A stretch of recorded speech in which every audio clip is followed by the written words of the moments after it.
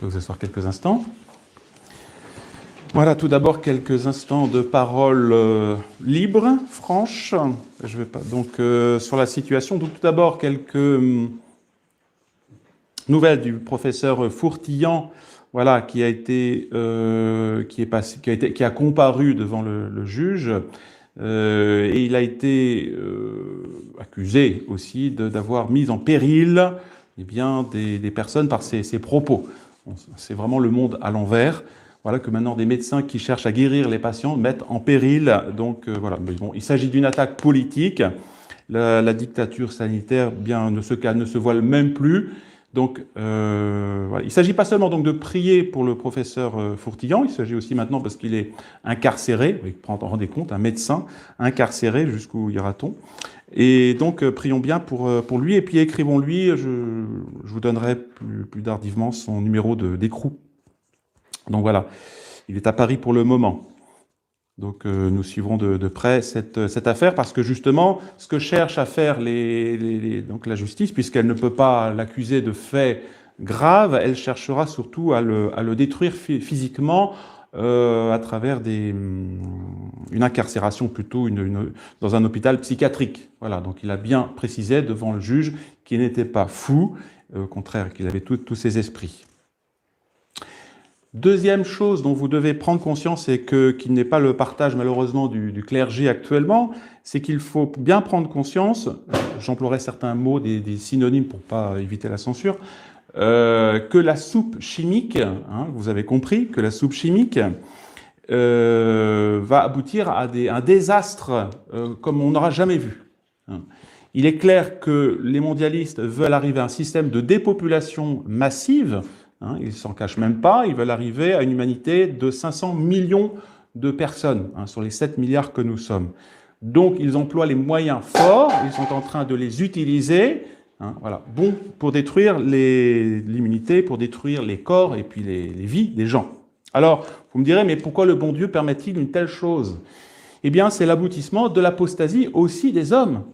Si les hommes vont perdre la vie en raison de cette soupe chimique, et qui va sûrement faire ses effets dans 2, 3 mois, 4 mois, 1 mois, 1 an, et comme le disent certains scientifiques, eh bien c'est aussi parce qu'ils ont perdu déjà la vie de l'âme.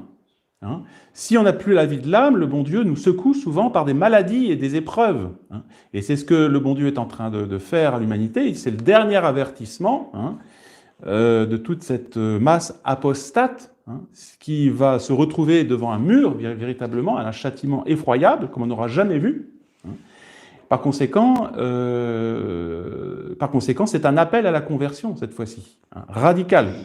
Radical, quand on verra les gens tomber comme des mouches, la prochaine épidémie, eh bien, à ce moment-là, les gens commenceront peut-être à comprendre que le temps est venu de réfléchir sur le vrai sens de la vie.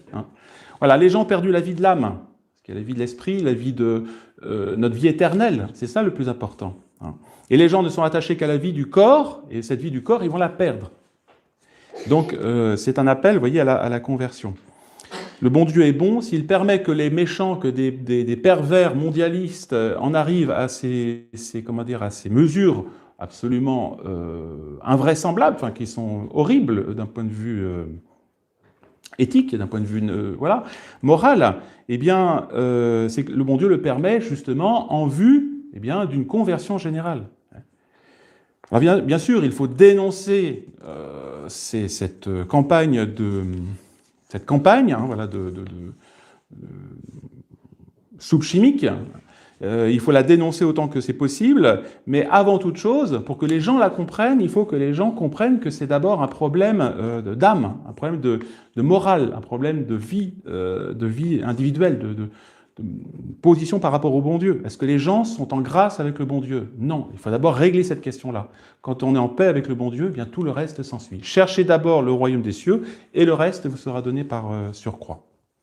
Alors, comment est-il possible, et c'est ça que les gens ne comprennent pas, comment est-il possible que des gens veuillent arriver à éliminer 3/4 de l'humanité? Pourquoi y a-t-il des gens qui sont capables d'organiser ce qu'on voit actuellement pour éliminer 3/4 de l'humanité? c'est toute l'histoire eh bien, du combat entre le Christ et Satan. Hein. Et on le voit, la République française n'a pas eu comment dire, de problème de conscience à dire il faut que la France, qui est à l'époque en 1789 peuplée de 25 millions d'habitants, eh bien, ils n'ont pas hésité à dire, bon, finalement, si on arrive à seulement 5 millions de bons républicains, eh bien, la France sera parfaite. Pour eux, ça ne pose aucun cas de conscience. Et actuellement, c'est la même chose, c'est-à-dire que les mondialistes considèrent qu'il y a une main-d'œuvre de 6 milliards d'hommes qui est inutile, c'est des bouches en trop à nourrir, que l'appareil, toute la mécanique moderne et l'industrialisation permet finalement de subvenir avec un minimum d'humanité, donc éliminons ces bouches inutiles, ces 6 milliards d'hommes, c'est exactement le programme de ces gens-là. Donc prenons-en conscience, parce que c'est ce qui est en train d'arriver sous nos yeux, et c'est ce qu'on va voir dans les mois qui vont venir. Alors ne soyons pas non plus, je vous le dis ça, parce que c'est pas le clergé officiel qui va vous en parler, c'est pas... personne, c'est pas les médias encore moins qui vont vous en parler, au contraire. Hein. Donc prenons-en conscience pour ne pas être effrayés aussi quand les choses arriveront, quand les événements seront vraiment sous nos yeux. Au nom du Père, du Fils et du Saint-Esprit, ainsi soit-il. Bien, chers frères, on pourrait dire que cet épître du jour, l'épître de Saint-Pierre, se résume à cette phrase, à savoir que le chrétien est un étranger sur cette terre.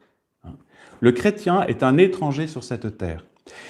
C'est ce que dit Saint Pierre, vous l'avez entendu, hein, il a dit « Frères très chers, je vous en avertis, abstenez-vous des désirs charnels comme des étrangers et des pèlerins. » La raison, vous voyez, de notre vie, de notre retenue, de notre sagesse, de notre moralité, c'est d'abord bien parce que nous considérons que nous sommes d'abord des citoyens des cieux.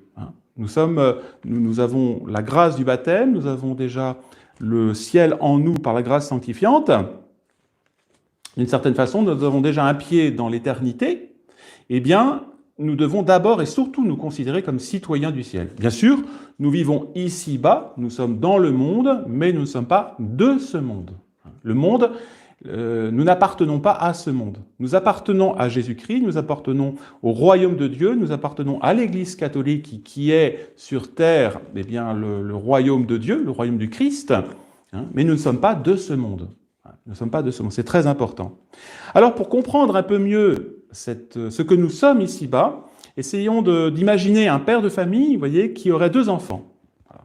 Et il enverrait ces 2 enfants à l'étranger, justement, pour s'instruire, pour revenir ensuite à la maison. Alors le premier s'en va, effectivement, il part, et puis il arrive dans ce pays étranger, et finalement il trouve que ce pays est sympathique, et donc il va s'y adonner complètement, il va se donner au jeu, il va se donner au plaisir de la vie, etc. Et il oublie complètement le pays d'où il était d'origine. Il l'oublie et il n'y pense même plus. D'une certaine façon, l'étranger devient sa patrie. Il s'y installe. Et puis voilà que donc le second fils s'en va aussi, il part, il va dans ce pays, et là, il part avec dans son cœur l'amour de son pays d'origine. Il reste attaché à son pays d'origine. Il travaille avec ardeur pour s'instruire comme il faut. Là, il ne se divertit pas avec... il ne se laisse pas attirer par les jeunes filles ou par les choses faciles. Pourquoi ? Parce qu'il a aussi sa fiancée qui l'attend de retour dans son pays. Et puis, il ne se charge pas de choses inutiles. Hein. Il ne charge pas son sac. Il prend son sac de voyage très léger. Et puis, il retourne un jour vers son pays d'origine. Et alors qu'il est encore à l'étranger, ce jeune homme, eh bien, souffre. Il a la nostalgie de son pays d'origine. Il a comme on appelle ça, le mal du pays. Et il écrit même à sa maison, souvent. Il écrit. Il reçoit même de temps en temps des lettres de son père, qui lui envoie même aussi de la nourriture hein, pour se sustenter. Et il revient enfin, vous voyez, un jour dans son pays. Alors cette parabole, vous l'avez compris, qu'est-ce que c'est ? Eh bien, c'est l'image. Eh bien, c'est l'image des âmes qui sont sur terre. Toutes les âmes sont étrangères en réalité ici-bas, hein, surtout si elles sont chrétiennes. Dieu nous envoie dans un pays qui est normalement, c'est un exil. Ici-bas, nous sommes dans une vallée de larmes. Nous ne sommes pas, bien sûr, il y a des choses jolies, nous avons des belles maisons, nous avons des belles propriétés, nous avons des belles choses, mais ce n'est pas notre pays. C'est qu'une terre d'exil. C'est ce que Dieu, d'ailleurs, a essayé de faire comprendre aux Juifs dans le désert, pendant 40 ans, pour leur faire comprendre que, ici-bas, la loi de la vie ici-bas, c'était une loi de transition, ce n'était pas une fin en soi. Et donc, malheureusement, une partie des hommes se trouve bien. Ils s'installent, ils font leurs petites occupations, et puis leur cœur s'attache. Vous voyez, s'attache, elle tisse des liens avec les choses d'ici-bas. Et puis, ils n'ont même plus, à la force de s'attacher à ces choses d'ici-bas, ils éteignent en eux le désir du ciel. Qu'est-ce que c'est que le pays d'origine d'où je viens? Je ne sais pas, ça ne m'intéresse pas. Ouais, où est-ce que je vais aller après la mort? Je ne sais pas. Et quand leur père leur envoie une lettre, c'est à peine s'ils la lisent ou ne l'écoutent pas. Cette lettre, qu'est-ce que c'est? C'est la parole de Dieu, c'est la révélation, c'est l'évangile, c'est la prédication. Vous voyez, c'est un événement où Dieu nous parle clairement. Eux, au contraire, ils se bouchent les oreilles. Ils ne veulent pas entendre cette lettre qui vient de l'étranger, qui vient d'un autre monde. Et donc, on les appelle, ces gens-là, les enfants du monde, les fils de ce monde. Et c'est ce que je vous disais à l'instant dans mon petit mot d'accueil, d'ouverture, c'est que malheureusement, aujourd'hui, le bon Dieu, vous voyez, veut nous rappeler, à travers cette épreuve qui va nous tomber dessus, ou qui est en train de nous tomber dessus, que nous ne sommes pas de ce monde. Et puis c'est pourquoi aussi que les gens, au contraire, ceux qui se sentent étrangers, comme un catholique, eh bien, au contraire, ils se sentent pèlerins, de passage. Ils n'attendent que le moment où enfin ils vont pouvoir revenir dans leur pays. Comme sainte Thérèse de l'Enfant Jésus, au moment où elle allait mourir, elle dit « Enfin, j'entre dans la vie ». Et essayez de vous imaginer, vous disant ça, le jour de votre mort, j'entre dans la vie. Vous direz plutôt, ouh là là, qu'est-ce que je suis en train de quitter, un tel ou telle chose. Est-ce que vraiment vous êtes convaincu que vous entrez dans la vie? Et donc, ils vivent peut-être parmi les hommes, ces pèlerins, ils remplissent leurs devoirs, leurs tâches, honnêtement, droitement, dans leur famille, mais, vous voyez, leur cœur, elle est toujours dans la patrie. Leur cœur est toujours ailleurs, d'une certaine façon. C'est ce que nous devons faire, justement, dans notre prière. Nous nous arrachons des soucis de ce monde pour revenir à notre Seigneur, qui est notre patrie. Et c'est pourquoi, justement, la prière est si importante. Elle nous arrache de ce monde. Elle nous remet dans le monde réel, le monde invisible, le monde de Dieu, le monde infini, ce monde de joie. Bien sûr, on ne le voit pas. C'est la foi qui nous l'enseigne, mais c'est la réalité. Et puis, en général, ces étrangers ne sont pas vus d'un bon œil par ceux qui sont les fils de ce monde. Parce qu'on trouve justement qu'ils se sont des rêveurs, ils sont dans les chimères, ils sont ils sont ailleurs. Et puis, ils ne s'alourdissent pas des biens terrestres. Pas dire qu'il ne faut pas avoir de biens temporels, quoique ça peut être aussi un privilège qui est de ceux qui font vœu de pauvreté, par exemple, qui se dépouillent en remettant tous leurs biens temporels à une communauté ou à un supérieur, pour justement être dégagés, ou aux pauvres, être dégagés de ces biens de ce monde. Et ils passent donc d'une façon légère dans ce monde, pour ne pas être accaparés.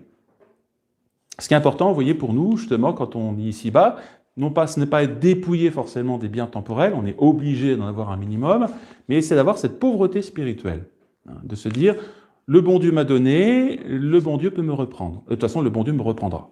Voilà. Même mon corps, même tout ça, un jour, je serai obligé de laisser tout ce que j'ai, mes os, tout, mes cheveux, tout restera ici-bas et partira en poussière.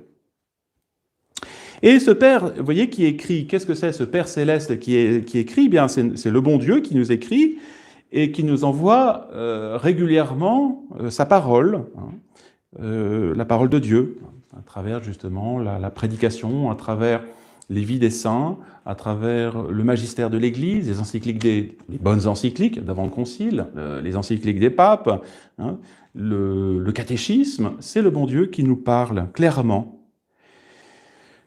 Et ces pèlerins, justement, ils aiment, plutôt que de lire des romans ou des choses qui sont, ou des films qui n'ont aucun intérêt, eh bien, ils aiment recevoir de ces nouvelles de l'au-delà. Et puis, ce Père du ciel leur donne aussi de la nourriture, le pain du ciel, la Sainte Eucharistie. Donc, voyez, vous comprenez bien maintenant ce que nous demande Saint Pierre. Saint Pierre nous demande vraiment d'être des pèlerins. C'est l'esprit, vous voyez, de la messe de ce jour. Mais je voudrais aller un peu plus loin aussi quand même, pour comprendre comment nous devons vivre aujourd'hui, en 2021, comme des véritables pèlerins. Et justement, la situation actuelle nous y aide grandement. La meilleure façon de vivre comme des pèlerins, c'est de n'être pas de ce monde. Quelle est la caractéristique actuellement de ce monde ? Eh bien, le monde actuel, on pourrait dire qu'il est frappé de dégénérescence. Dégénérescence, il ne veut plus la vérité, il ne veut plus ce qui est bien, ce qui est juste, ce qui est vrai. Donc, au contraire, nous, si nous aimons notre Père du ciel, eh bien, nous devons être fermement attachés à ce qui est vrai, à ce qui est juste, à ce qui est droit, à ce qui est traditionnel. Alors, et nous ne devons pas, par conséquent, nous rentrer dans cet esprit du monde, qui est l'esprit du Concile Vatican II, qui est l'esprit de la nouvelle réforme, en étant intimidés par cette espèce de passivité, de tolérance universelle vis-à-vis du mal, vis-à-vis de l'erreur, vis-à-vis du mensonge, vis-à-vis de cet esprit mondain qui pénètre partout, de ce conformisme mondain. Voilà.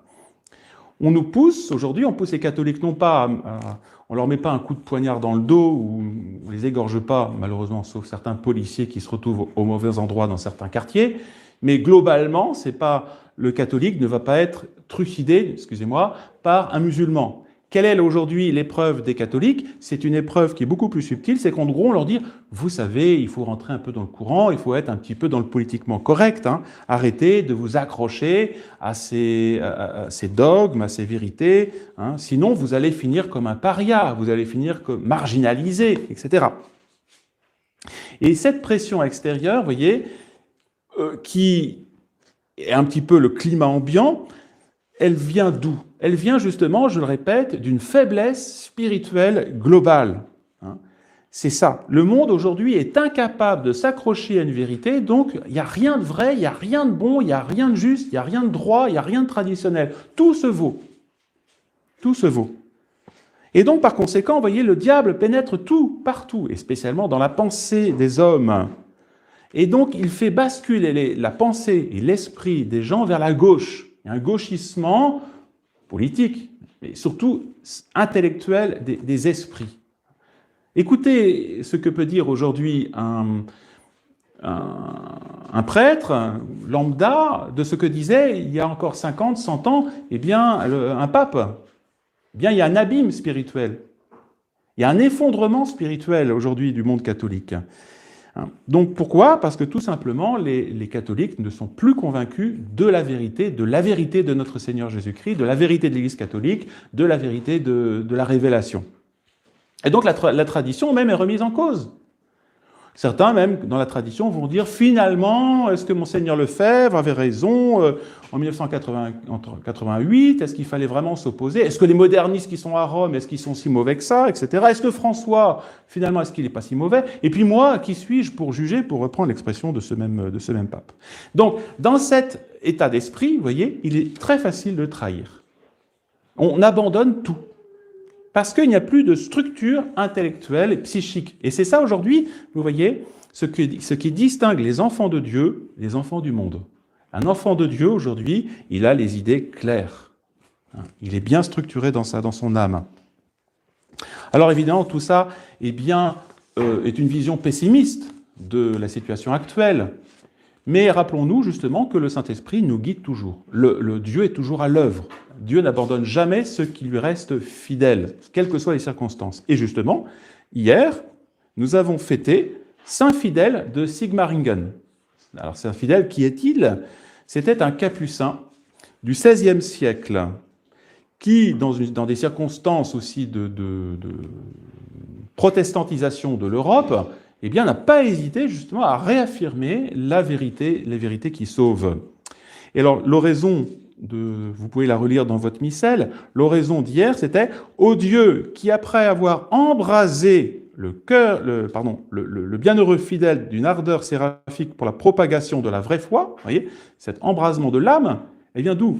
C'est d'abord justement cette conviction profonde et claire que Jésus-Christ est le vrai Sauveur et le vrai Dieu, hein, et donc on veut propager cette foi, et avait daigné le décorer de la palme du martyr. Aujourd'hui, quel catholique sera martyr dans le contexte actuel? Quand on voit que maintenant, les catholiques sont capables de se laisser bâillonner, de se laisser mettre un bâillon sur la bouche, ou même les prêtres, même des évêques, on le voit aujourd'hui avec des masques dans les offices, bien, ils sont bien loin du martyr, ces gens-là.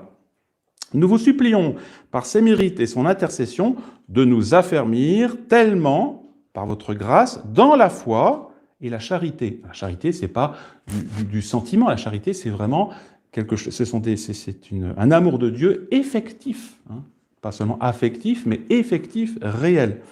Tellement que nous méritions d'être trouvés fidèles dans votre service jusqu'à la mort. Et qu'est-ce que Saint Fidèle de Sigmaringen a fait? Eh bien, tout simplement, dans sa jeunesse, il était de grande famille, notable, donc allemande, et déjà dans sa jeunesse, il s'approchait souvent des sacrements, visitait, soignait les malades, oui, d'où l'importance aussi des œuvres de miséricorde. Il passait des heures entières déjà à l'autel. Vous voyez, la conviction de la réalité surnaturelle, elle s'ancre dans la prière, dans une intime conversation avec Jésus-Christ. Si on ne prie pas, évidemment, si on n'a pas d'intimité avec le bon Dieu, on sera faible par rapport au monde. On deviendra des libéraux. Hein. Et il exerça plusieurs années la profession d'avocat à Colmar. Il va se faire remarquer par quoi? Par sa haine du mensonge. Alors on me dit, pour un avocat, c'est très bien, hein, parce qu'un avocat, c'est l'art du mensonge. Comme disait un adage hein, au sujet de Saint-Yves, qui était admirable aussi dans sa droiture, Saint-Yves, patron des avocats, qui disait « Advocatus sed non latro », avocat mais non larron, chose admirable pour le peuple. Et donc, il va mériter le surnom d'avocat des pauvres. Mais là, une lumière divine va lui faire comprendre qu'il était difficile en même temps d'être un riche avocat et un bon chrétien. Difficile, vous voyez, pour le riche d'entrer dans le royaume des cieux. Alors, il quitta sans hésiter le monde pour se faire capucin à Fribourg. Il va prendre l'habit à 35 ans. Alors, il va mener ses premières années de vie religieuse qui vont être très d'abord remplies de consolation. Vous voyez, le bon Dieu, quand on choisit le bon chemin, nous encourage. Mais rapidement, des rudes tentations de doute sur sa vocation. Pourquoi suis-je rentré en profession? J'aurais peut-être pu faire beaucoup de bien dans le monde. C'est ce qu'on se dit. Pourquoi ai-je quitté le monde? Pourquoi ai-je suivi la voie de la fidélité catholique? J'aurais peut-être pu rester dans un monde conciliaire, tranquille, et puis faire du bien là-bas. Pourquoi avait-il renoncé à sa fortune qui lui permit de soulager tant de malheureux? Et donc, il va avoir des tentations, vous voyez, par rapport à sa vocation spirituelle. Et c'est un directeur spirituel, son directeur, qui va le conforter hein, et de lui dire, tout simplement, de prier Dieu avec ferveur pour connaître sa volonté définitive. Et le bon Dieu nous éclaire toujours. Hein. Si on veut être à son service, il nous dira, voilà la voie que tu dois suivre. Et c'est jamais une voie tortueuse, c'est une voie très claire, c'est la voie de la vérité. Et Dieu, par conséquent, va lui rendre dès lors la force et la paix. Pourquoi les gens sont-ils faibles aujourd'hui? Parce qu'ils ne suivent pas la voie de Dieu. Quand on ne suit pas la voie de Dieu, ben on a peur, on est faible, on est fragile, on n'ose plus rien dire, on se tait. Et on est esclave du diable. Et il fit alors, à ce moment-là, il va aller beaucoup plus loin. Il fit vendre tous ses biens dont il distribua le prix en bonnes œuvres et dépouillé de tout, il se réjouit d'être désormais un véritable enfant de saint François. Et il ne se contentait pas, vous voyez, il ne s'est pas contenté de ça, il est allé beaucoup plus loin. Il a déjà, la règle capucine est très austère, hein, mais il y rajoutait d'autres mortifications. Il avait les meubles les plus pauvres, les habits les plus usés. Il avait des cilices, ceinture armée de fer, etc. Hein, et il aspirait au martyr, vous voyez. Il attendait cela. C'était vraiment, on voit, un fils non pas du monde, hein. Il ne vivait pendant le carême que de pain, d'eau et de fruits secs. Et disait Quel malheur si je combattais mollement sous un chef couronné d'épines. Et lorsqu'il va devenir prêtre, ses supérieurs vont l'envoyer prêcher justement dans les Grisons partie suisse, qui avait été très envahi par les protestants. Alors son zèle va être le même, zèle pour la vérité, mais zèle aussi pour la sainteté. Et sa vie sainte et austère était une prédication si éloquente qu'elle convertit beaucoup plus d'âmes que les sermons et les raisonnements. Et le martyr vint couronner ses vœux et ses mérites. Plusieurs protestants s'emparèrent un jour de lui et par haine de la foi le transpercèrent à coups de poignard.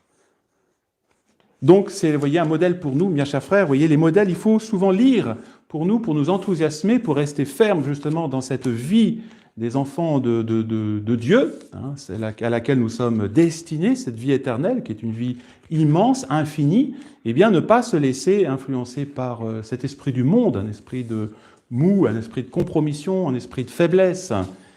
Et donc, lisons souvent des vies de saints. Lisons des vies de saints comme celle-là pour nous enthousiasmer, pour marcher toujours sur le droit chemin, le chemin de notre Seigneur Jésus-Christ, qui nous mènera, bien sûr, vers la